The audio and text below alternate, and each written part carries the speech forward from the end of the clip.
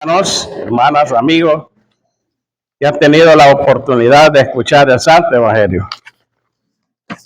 Vamos a tener la lectura y meditación de la palabra de Dios en el libro de Hebreos, en el capítulo 2, verso 18. Libro de Hebreos en el capítulo 2, verso 18. Dice la palabra de Dios. Pues en cuanto él mismo padeció siendo tentado, es poderoso para socorrer a los que son tentados. Que el Señor nos bendiga con su preciosa palabra. Amén.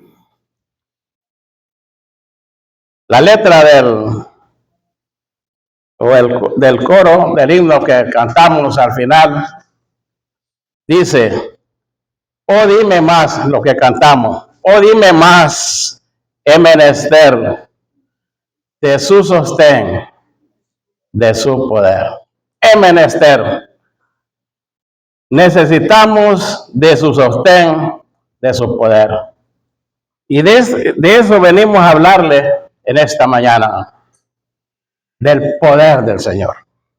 Para eso hemos sido llamados, dice el apóstol Pedro, que Él nos sacó de las tinieblas a su luz admirable con un propósito, para anunciar sus virtudes. Entonces vamos a hablar acerca del poder del Señor. En nuestros estudios anteriores hemos estado considerando de que el Señor es poderoso. Dice el libro de Efesios en el capítulo 3, verso 20, que el Señor es poderoso para hacer mucho más abundantemente de lo que pedimos y entendemos, según el poder que actúa en vosotros los creyentes. A Él sea la gloria, hermano. Amén. Luego vimos ahí en Judas, en el texto 24, dice que el Señor es poderoso para guardarnos sin caída y presentarnos sin mancha, con gran alegría delante de su presencia. Él es poderoso, hermano. Y vamos a continuar en esta preciosa mañana, dice aquí el autor a los hebreos, pues en cuanto él mismo padeció siendo tentado, es poderoso para socorrer a los que son tentados. ¿Cuántos de los que estamos aquí hemos sido, estamos siendo o seremos tentados? Todos, hermanos. Todos. ¿Cuándo comienza la tentación? La tentación comienza desde el momento en que nacemos a este mundo lleno de pecado. Pero cuando estamos sin Dios, sin fe y sin esperanza, no entendemos el significado ni las consecuencias de la tentación. Y vivimos tranquilamente en nuestros deleites, concupiscencia. Pero cuando venimos a Cristo, le aceptamos como nuestro Salvador personal, entonces comprendemos el significado de la tentación, las consecuencias de la tentación, el daño que causamos, no solamente a nuestras personas, sino al testimonio de nuestro Señor Jesucristo. Hermanos, el Señor es poderoso para socorrer, para auxiliar, para ayudar a los que están siendo tentados. Poderoso significa que tiene el poder, que tiene la autoridad. Él dice allá en San Mateo: toda potestad me es dada en el cielo y en la tierra. Él tiene toda la autoridad. Él tiene todo el dominio. Aún Nabucodonosor, el que era el poderoso en su tiempo, en esa época, él pudo reconocer, después de haber sido enviado a comer hierba como las bestias por su orgullo, él reconoció la soberanía y el poder de Dios. No hay nadie que detenga su mano y le dice, ¿qué haces? Él tiene dominio sobre los habitantes de la tierra. Él tiene el poder. Él tiene la autoridad, hermano. Todo lo que Él quiere lo hace en el cielo, en la tierra y en el mar. Porque Él es poderoso. En Jeremías capítulo 20, verso 1, dice Jeremías, mas Jehová está conmigo como poderoso gigante. Él tiene el poder, mis amados hermanos. Él tiene la superioridad. Y Él está con nosotros. Él es capaz de hacer, es capaz de guardar. El Señor es capaz de socorrer a los que son tentados. Dice aquí la palabra de Dios, pues en cuanto Él mismo padeció, al haber sufrido el Señor la tentación, es capaz de socorrer a los que son tentados, ofreciendo ayuda divina y misericordia. Su experiencia humana le permite brindarnos fuerza para que nosotros podamos vencer la tentación. Y como estamos hablando del poder del Señor, Él, hermanos, Él nos comprende. Él nos entiende. Él se compadece de nosotros. Ahí en el mismo de Hebreos capítulo 4, verso 15 dice, porque no tenemos un sumo sacerdote que no pueda compadecerse de nuestras debilidades, sino uno que fue tentado en todo, según nuestra semejanza. Pero hay un pero.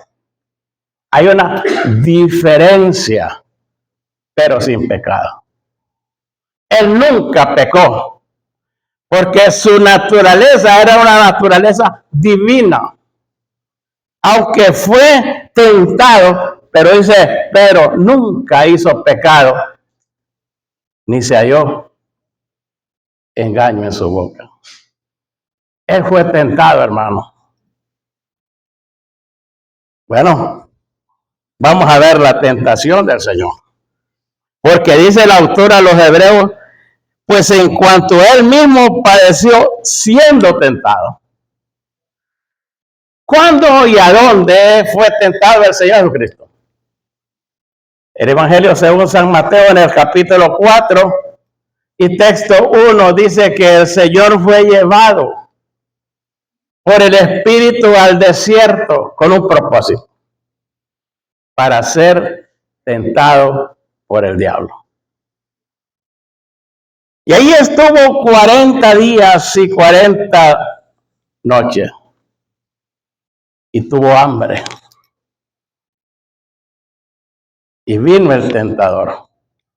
Algo que nosotros debemos saber, hermanos, acerca de la tentación, es que el agente principal de la tentación es Satanás.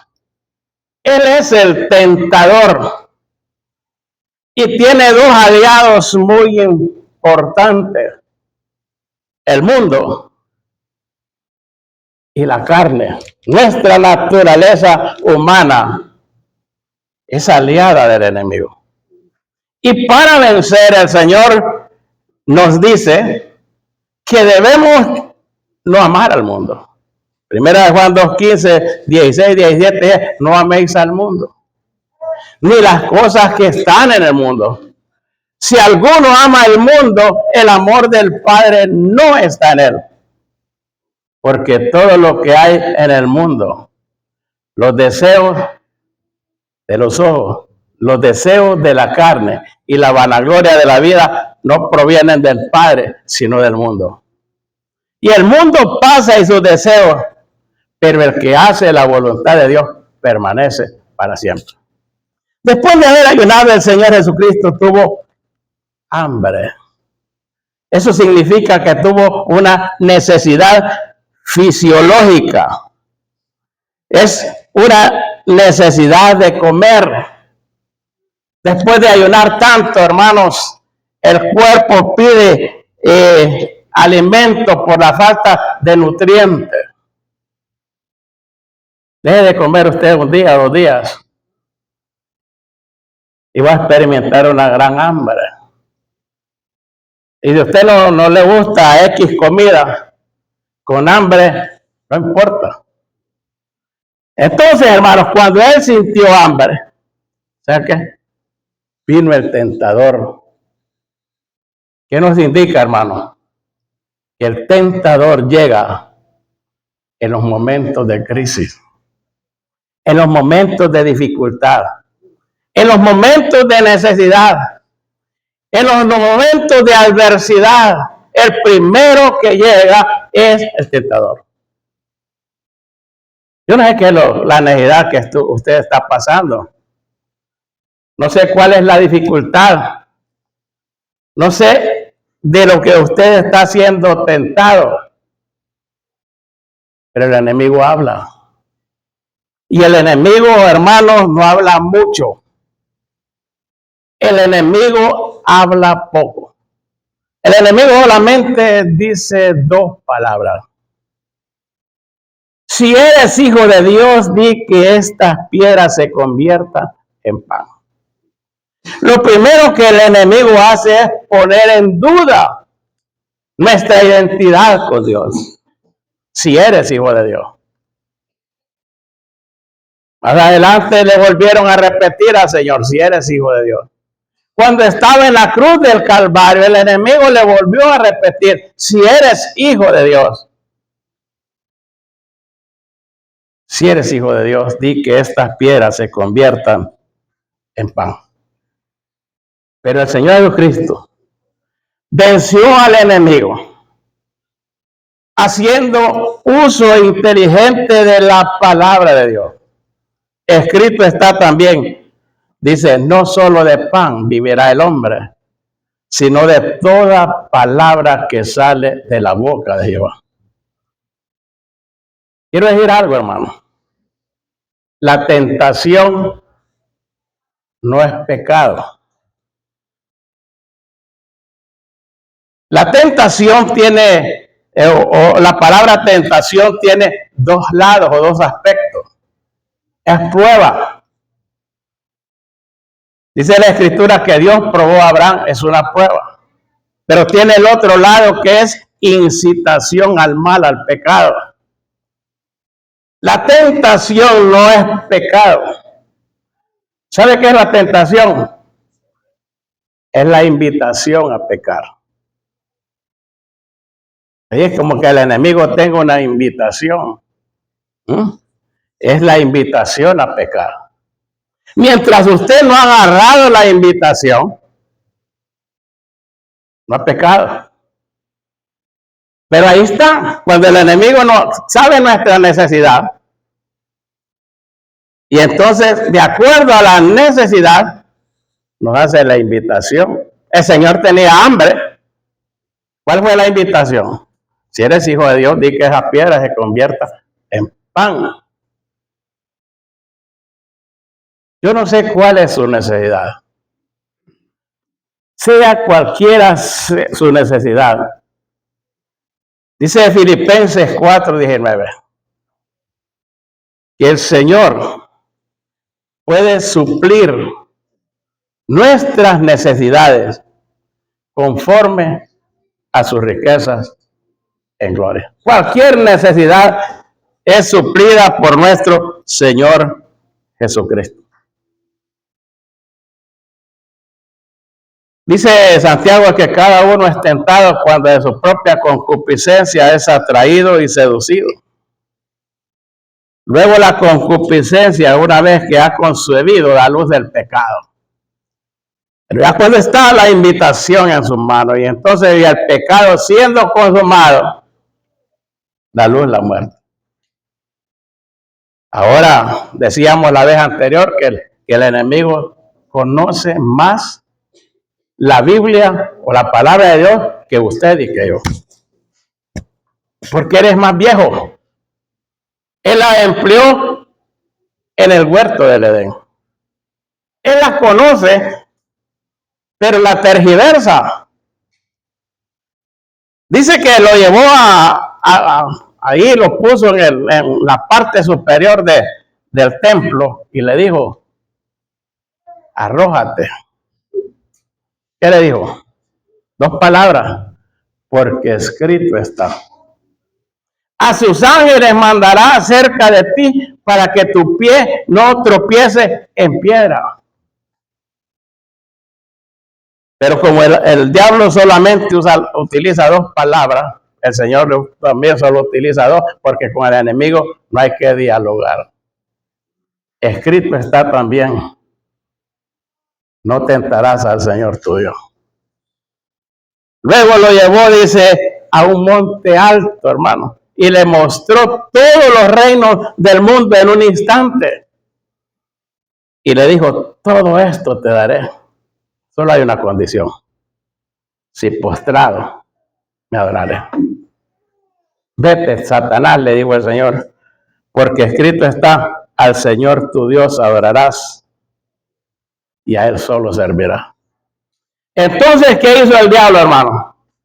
Dice Lucas en el capítulo 4, verso 15, entonces el diablo lo dejó por un breve tiempo. No lo dejó para siempre, no, por un espacio de tiempo breve. Entonces, hermano, en cuanto él mismo padeció siendo tentado, es poderoso para socorrer a los que son tentados. El Señor Cristo venció ahí a Satanás haciendo uso de la palabra de Dios. Cosas para vencer: la oración y la vigilancia, la palabra de Dios. Y el Señor, hermano, ¿sabe qué? Nos da puerta de salida. Ese es el momento cuando nosotros ya no soportamos más. El Señor nos abre puertas de salida. Pero ¿qué pasa? Somos como Sansón. Dios le abrió 4 veces la puerta de salida a Sansón. Y Sansón dijo, no, esta vez voy a salir como las otras veces. Me voy a escapar. ¿No? Ahí estaba la puerta de salida. Todas las tentaciones que nosotros sufrimos, hermano, son humanas.